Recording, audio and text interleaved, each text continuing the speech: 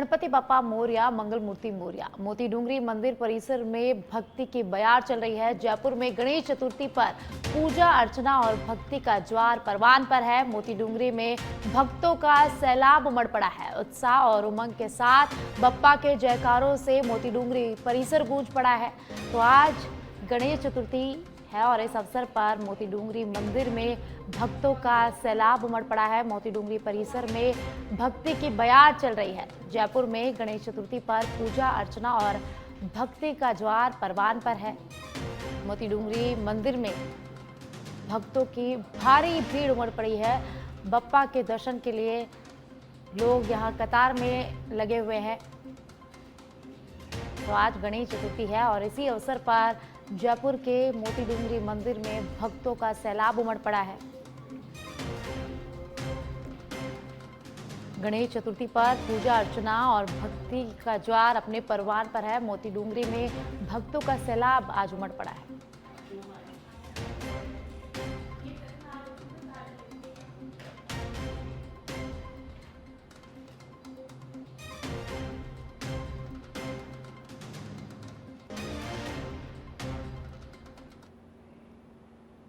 3 साल बाद बुधवार को गणेश चतुर्थी आई है। विघ्नहर्ता गणेश का पूजन, सिंदूरी चोला और डंका आज अर्पित होंगे। लड्डू गुड़धानी का भोग लगेगा। दिन भर खरीदारी के लिए शुभ मुहूर्त आज है। गणेश पूजन के लिए मध्याह्न काल श्रेष्ठ सुबह 11:11 से दोपहर 1:45 तक। लाभ अमृत चौघड़िया सुबह 6:08 से 9:18 तक है और वहीं शुभ चौघड़िया सुबह 10:53 से 12:28 तक रहेगा। तो आज गणेश चतुर्थी है और आज गणेश जी को गुड़धानी लड्डू का भोग लगेगा और आज दिन भर खरीदारी के लिए शुभ मुहूर्त है। गणेश पूजन के लिए मध्याह्न काल श्रेष्ठ सुबह 11:11 से दोपहर 1:45 तक। तो वहीं लाभ अमृत चौघड़िया सुबह 6:08 से 9:18 तक और वहीं शुभ चौघड़िया सुबह 10:53 से दोपहर 12:28 तक रहेगा। विघ्नहर्ता गणेश का पूजन, सिंदूरी चोला और डंका आज अर्पित होंगे। लड्डू गुड़धानी का भोग लगेगा और दिन भर के लिए आज शुभ मुहूर्त है। प्रतापगढ़ के अरनोद से खबर है, जहां पुलिया के अभाव में खतरे में स्कूली बच्चों की जान। बीईओ ने कार्यवाहक प्रधान को नोटिस समाया। बच्चों का पानी में बहते हुए वीडियो भी वायरल हो गया है। ग्रामीणों ने जल्द से जल्द पुलिया निर्माण की मांग की है।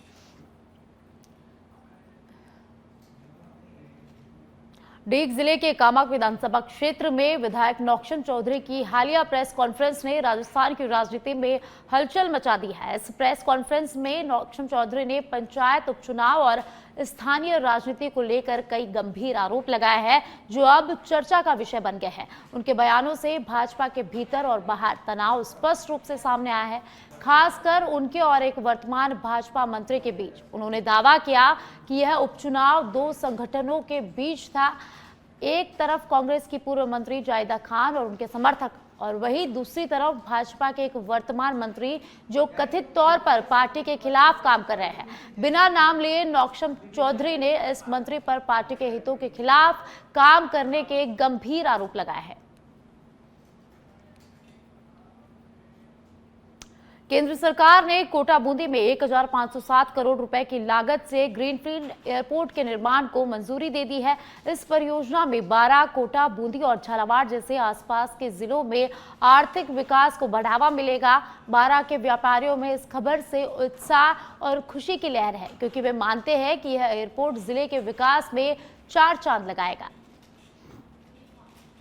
कोटा और 12 की दूरी, कोटा एयरपोर्ट से 12 के विकास को बहुत ज़्यादा गति मिलेगी, क्योंकि 12 मंडी पूरे हिंदुस्तान में माल की सप्लाई करती है।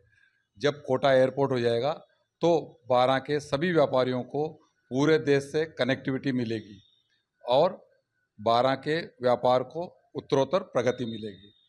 कोटा और 12 की दूरी मात्र 1 घंटे की 70 किलोमीटर की दूरी है, इसलिए कोटा का एयरपोर्ट 12 के लिए वरदान साबित होगा।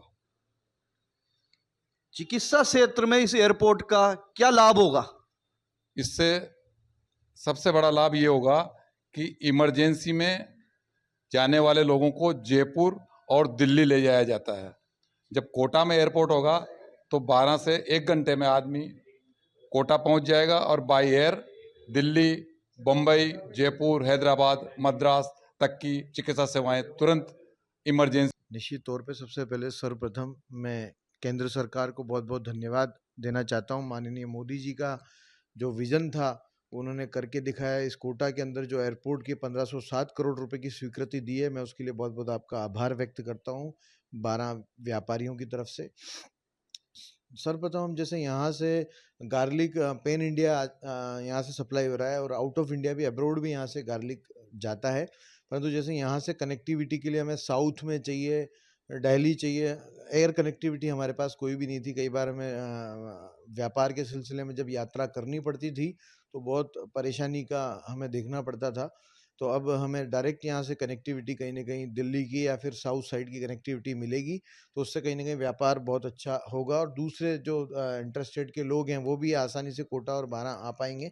तो 12 में यहाँ पर हम बात करेंगे स्वर्गीय श्री प्रेम नारायण जी गालव, पूर्व मंत्री के सुपुत्र एवं युवा भाजपा नेता और गिट्टी के अध्यक्ष जेएस गालव से, कि मोदी कैबिनेट द्वारा जो कोटा में एयरपोर्ट के लिए मंजूरी दी गई है उस एयरपोर्ट की वजह से 12 के विकास में कितना सहयोग मिलेगा, वो 12 के विकास में 4 चांद लगेंगे या नहीं लगेंगे, हम बात करेंगे जेएस गालव से।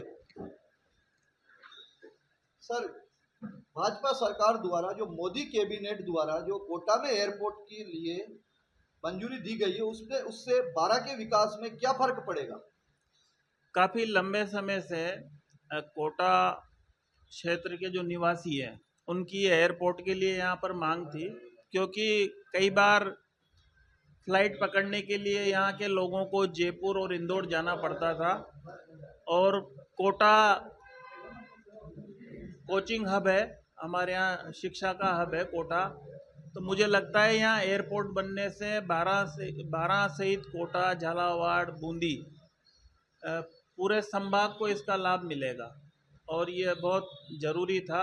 मैं आभार प्रकट करना चाहता हूँ माननीय प्रधानमंत्री जी का और हमारे सांसद साहब का, माननीय लोकसभा अध्यक्ष जी का, सब नेताओं का, माननीय भजन लाल जी का, कि आज जो दोनों जगह डबल इंजन की सरकार है उसका लाभ इस क्षेत्र को इस एयरपोर्ट के रूप में ये सौगात मिली है, उसके लिए सभी लोगों को इसका लाभ मिलेगा और जनता की लंबे समय से मांग थी जो आज पूरी हुई।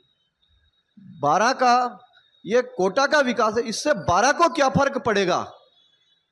निश्चित रूप से जब कोटा में एयरपोर्ट बनेगा तो 12 के लोगों को भी इसका लाभ मिलेगा, क्योंकि कई लोग जिनको अर्जेंट में जाना रहता है तो उनको यहाँ से जयपुर जाना पड़ता था। तो नियमित उड़ान जो है, चाहे बॉम्बे की हो, दिल्ली की हो, अगर उनको कोटा से मिलेगी तो उनका समय भी बचेगा और धन भी बचेगा। तो निश्चित रूप से इसका लाभ पूरे संभाग को मिलेगा कोटा में जो एयरपोर्ट बना है उससे। ये हैं जेएस जी गालव, जिन्होंने आज अपने मन की बात रखी है। 12 के व्यापारी वर्ग को सुगम सुविधा उपलब्ध होगी, हर समय भी बचेगा। हरीश कुमार शर्मा, सच बेधड़क न्यूज चैनल 12।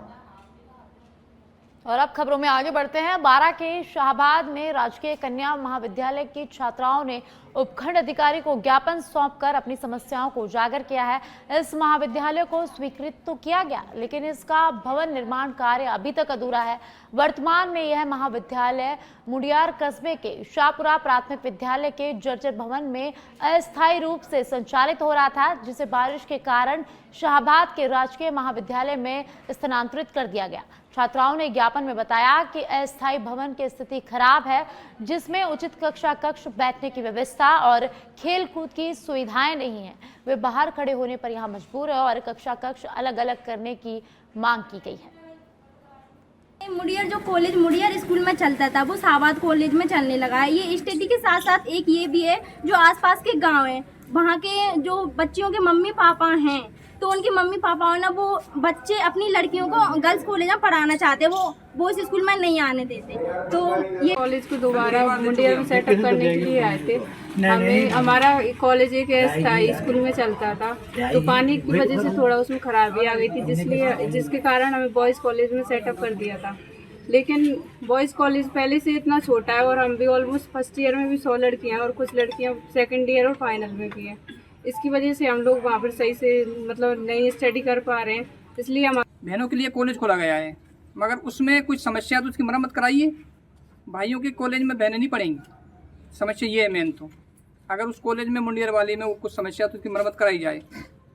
और नई बिल्डिंग का भी कार्य चल रहा है तो वो पूर्ण नहीं हो पाया, तो उसको लेकर क्या कहना चाहोगे? नई बिल्डिंग का साधन चल रहा है जी, तो उसमें पर्याप्त कमरे नहीं है, अभी मात्र 3 कमरे हैं उसमें।